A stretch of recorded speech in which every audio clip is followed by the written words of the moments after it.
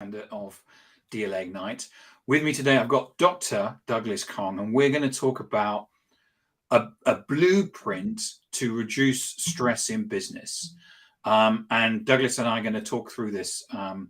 Douglas is calling in from Singapore, which is 11 o'clock in the evening there. So it's I'm really appreciate you doing this at such late night. But Douglas, please tell people where they can get hold of you. Thank you for having me, and thank you for the warm welcome. You're welcome. Yeah. So where can people find you? People can find me in my LinkedIn profile under my name, Facebook also under my name. I also have a Facebook page called Optimal Zone Performance, the name of my company. I can be seen in these areas. So you are you're Dr. Douglas Kong, but you are a proper doctor, aren't you? Yes, I am. I train in medicine and specialize in psychiatry, and then subspecialize working with stress and psychological trauma. So it's interesting that you started off as being a doctor, because I know people who were doctors, but they've done a PhD in fungus or something like that, so they're not like a doctor. And so you as a psychologist, you've actually specialized in stress and trauma and post-traumatic stress. Yes, yes, I do. And there are other people like me who have similar interests to what I have.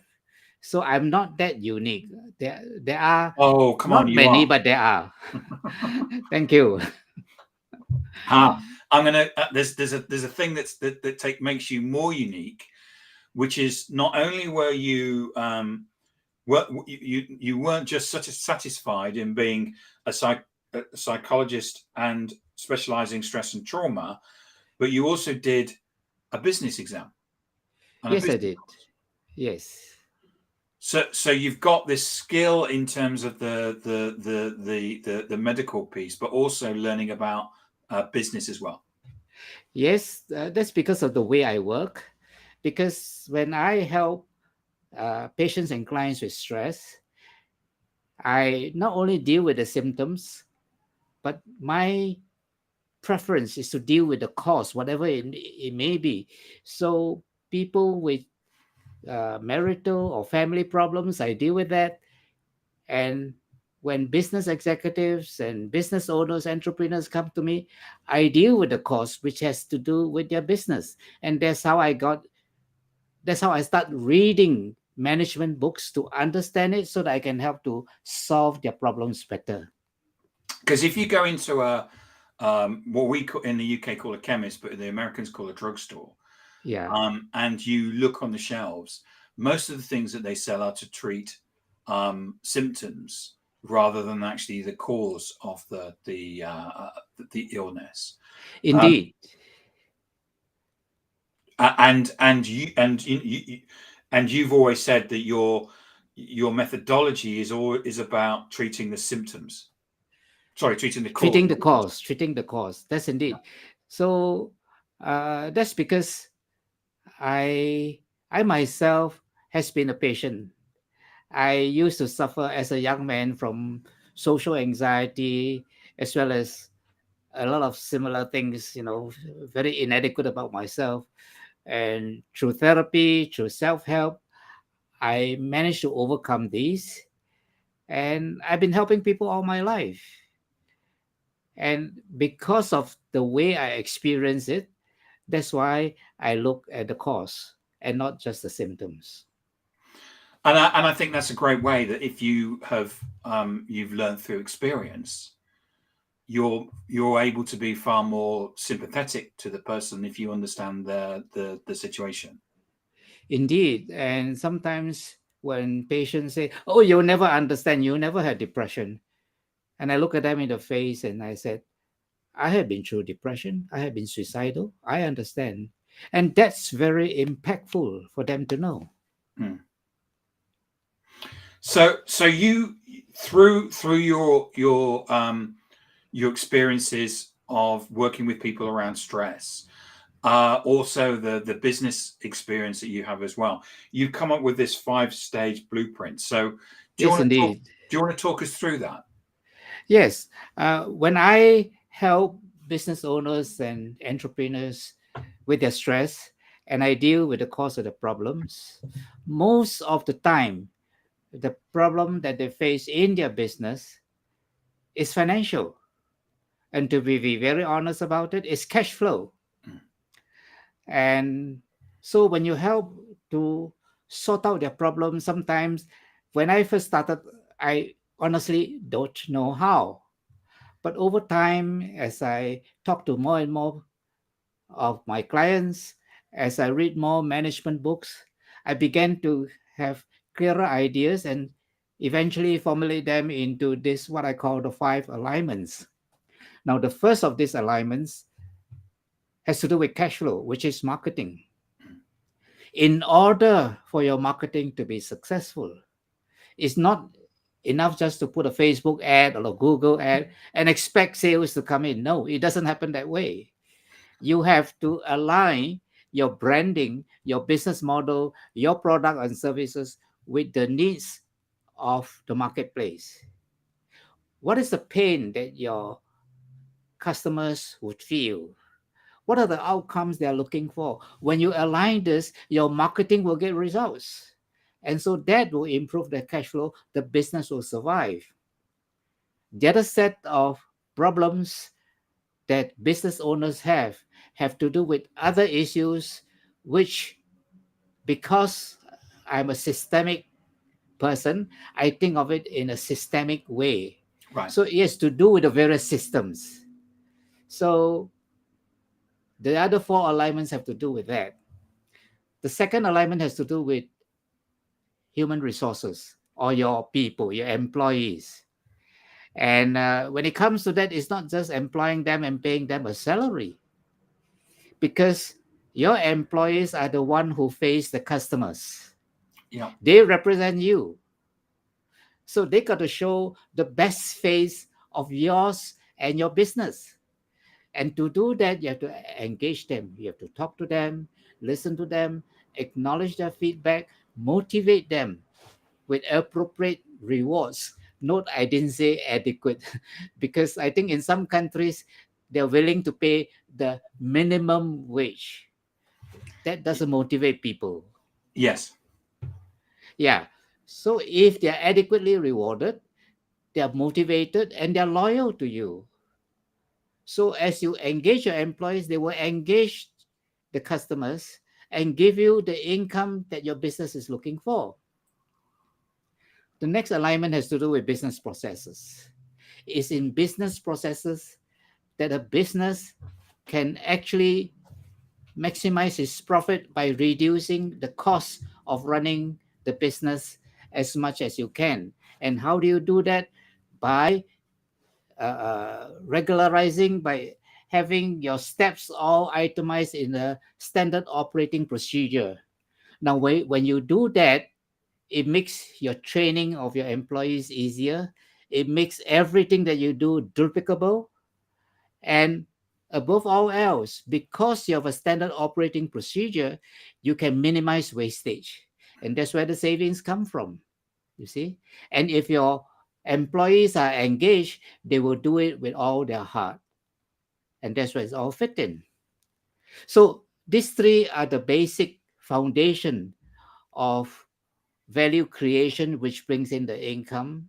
Next, we talk about the organization, or I won't say it's so much as the organization structure, as a organizational culture. Okay. So if you initiate and promote a culture of collaboration that will encourage teamwork, and that's how people can be very productive, because people work in teams collaboratively. They don't hide and they don't withhold things from one another. And that's how innovation and creativity get sparked off.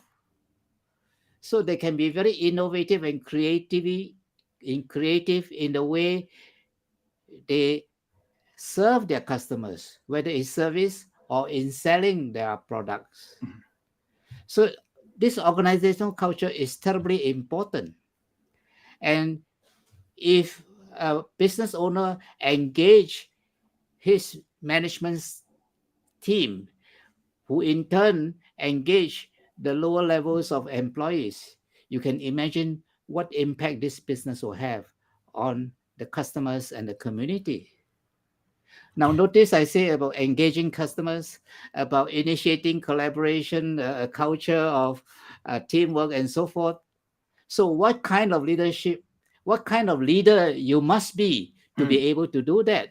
Yes. It has to be a transformational leader, isn't it?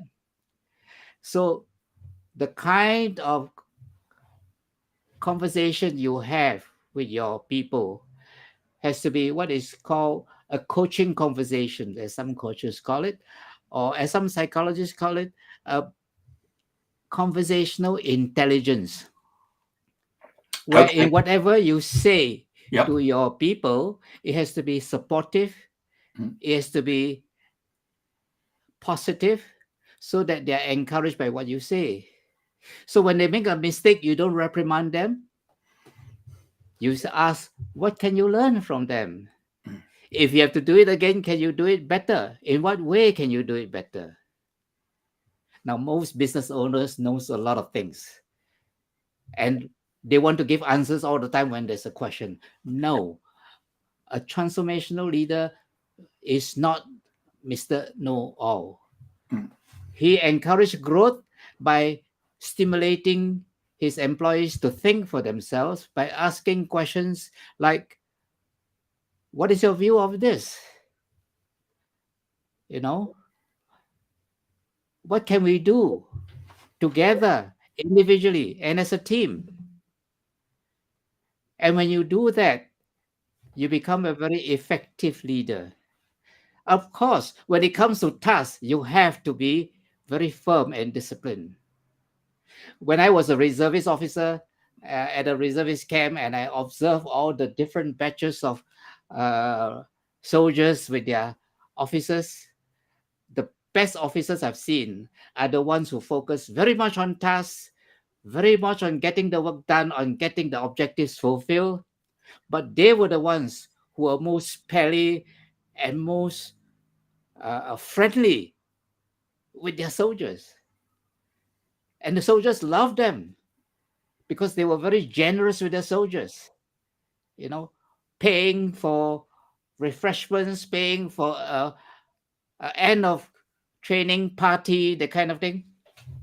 So this is the kind of attitude we need the business leader to kind of have in themselves. Then that will be the kind of leader that will make the business grow. So that's what the 5 alignments is all about. And indeed, when I look back at the way I help different business owners and executives, they do indeed fall into one of these uh, basket, if you may call them. So, I mean, if I can go back and ask a couple of questions about that, thank you for going through that, Douglas. I think it's what you're talking about there in terms of those 5 stages is excellent. Yes, thank you. I think it's as a founder or a leader, it is really difficult, isn't it? When because actually there's an expectation often that you have all the answers. Yeah, Um, indeed. and in fact, I know myself and my business partner Adam, we've always said that we don't have all the answers. Yes. And actually, what happens is that when you actually building a culture of psychological safety is really hard because people have all of the experiences that they've had in the past where they may have been shut down or don't say that because or whatever, or there's so what happens is that they bring all those experiences with them, and actually pulling the comments and the advice and the support from other people is is sometimes can be quite difficult, but once you get it, it's amazing what people come up with and the suggestions that people come up with. Indeed, as a group, it has been shown that a group is more creative than one single individual. And if I don't have the answer, if I admit to my team, look, I don't have the answer. Let's work together. Let's brainstorm. Let's find out the answers. Maybe, John, you may have to do some groundwork, understanding the background to this issue. Maybe, Jim, you can do something to understand this aspect of the problem we are facing, and so forth. So we work together as a team, and people respect you because you're willing to acknowledge your deficiencies. You see, that's what I find. And conversely, I have found over time a way to handle criticism. So if somebody said, I'm bad, I would say, maybe you're right. If I'm really bad, I will go back and reflect and try to do better. And perhaps you can help me to do better if you can give me feedback in what way I am bad. And often this take the wind out of the sail of the person who criticized me. You know? Yeah, I mean, I've been in so many situations, Douglas, where I've said, to people, can you give me my feedback? And they say, oh, you were doing great. And I said, no, I don't learn anything if you tell me I'm great. Yeah. I want you to tell me I'm rubbish if I'm rubbish, because at that point he said, well, what is it that, there must be things that I can do better. Yeah. So the first time I ran a podcast, I had a couple of friends watch it, and everyone said I was great, and I wasn't.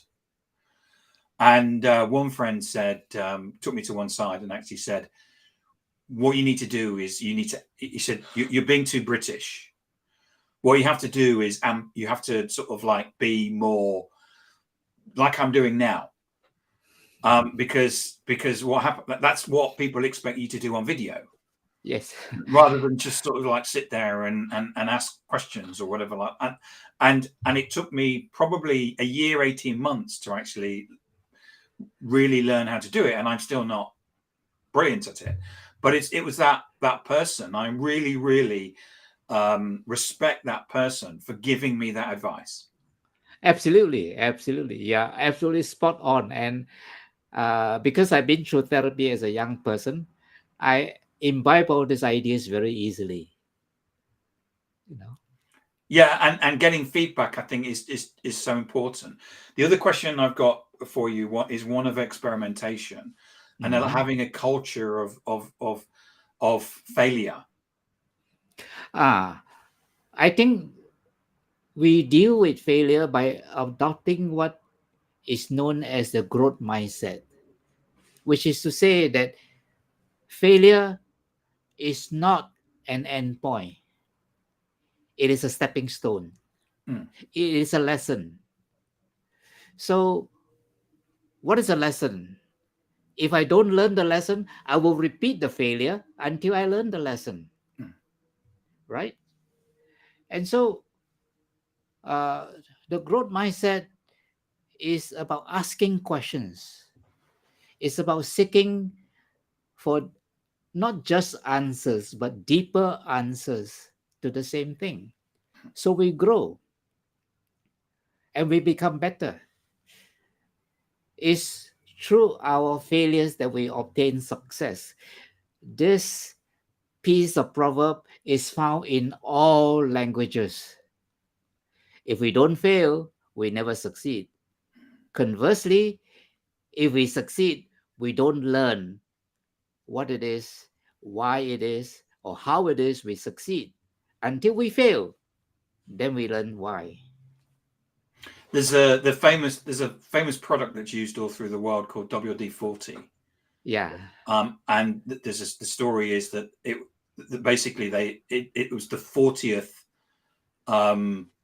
thing that they tried. So they failed 39 times before they actually created this water. Can't remember what the D stands for, but it was the 40th try of the chemical compound to get it right. So, and then it's been sold throughout the world. Yes. Yes, I heard that story. There's also Thomas Edison and his light bulb. Yes. He failed he failed about 100 over times. So there you are. Douglas, thank you so much for coming on and talking about how we can reduce stress and your blueprint for business. Great discussion. Thank you so much for that and sharing your insight. Remind people where they can get hold of you. Yes, I can be found on LinkedIn or Facebook, as well as on my Facebook page, Optimal Zone Performance. And all of those contact details will be in the links on are on the links on YouTube, or will be when I set it up. Okay, thank you so much. Thank you. And Douglas, thank you so much for coming in and spending your evening with me and the audience to talk about stress and business today. It's my pleasure. Thank you so Thank you. much. Thank you.